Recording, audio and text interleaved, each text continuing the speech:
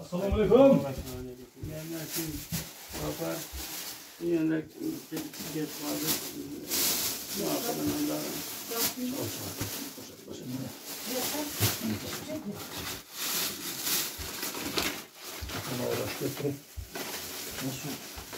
Assalomu alaykum.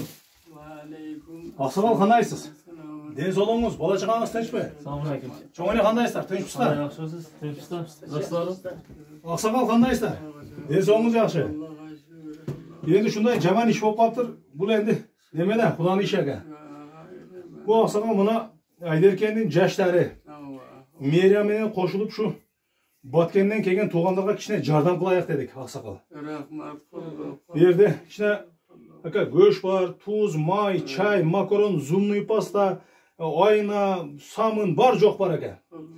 Hozir shuni paka berib turamiz. Ana bu jetpese dag'ab kelamiz. Bu yerda sizlardan chiqari dag'im 1-2 yerda simyalar bor ekan. Shu yerlarga dag'i jetkizamiz. Bu bizning Ayderkenning otidan Botkenlik to'g'onlarga berib o'tamiz. Sizler şunu ko'ngildan to'g'ri qabul olasizlar. 35 bo'lib keldik edi. 3 kundan beri onda biz kecha to'plab otlarning familiyasini yozib bugungiga chiqarib simyalarga böldük-da shuni kecha. Hozir sizlarda oldingizlarda dag'in boshqa simyalarga bordik. Sizlardan keyin dag'in boshqa simyalarga boramiz. Endi şu Ayderkende ihsan qilib ko'ngildan chiqargan ballarga kichkina duo berasiz ahsaqal. Rahmat.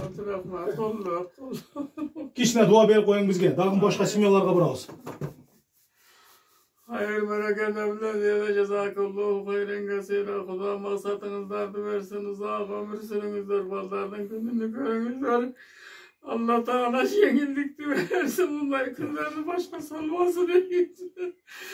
Safarga chiqsanizlar, shartqanda yolingizlar bo'lsin, qaytanda qo'shayozlar, yo'ldoshingizlar bo'lsin. Bizni sizlar siylasangizlar, sizlarni Allah Parvardigorim siylasin. Amin. Yaningizlar o'g'ri olsin, to'yda to'yga ulab yuringizlar, dasturxondan sizlar siydim betida bo'lingizlar. Allohdan qanday maqsad tilagan bo'lsangizlar, tilagingizlarni qabul qilsin. Aman esen bo'lalı, zamanımız tinch olsun, katta kichik bilan esen bo'lalı, uyimizga eslaman qaytali, tinch zaman nevini sevidalar bilan uyimizda olib xursandchilikda yashaylik. Alloh o'zi qabul olsin, Xudo bargo'yida qabul qilsin. Amin. Xudo baraka. Allohu akbar. Aytganingiz kelsin ahsaqal.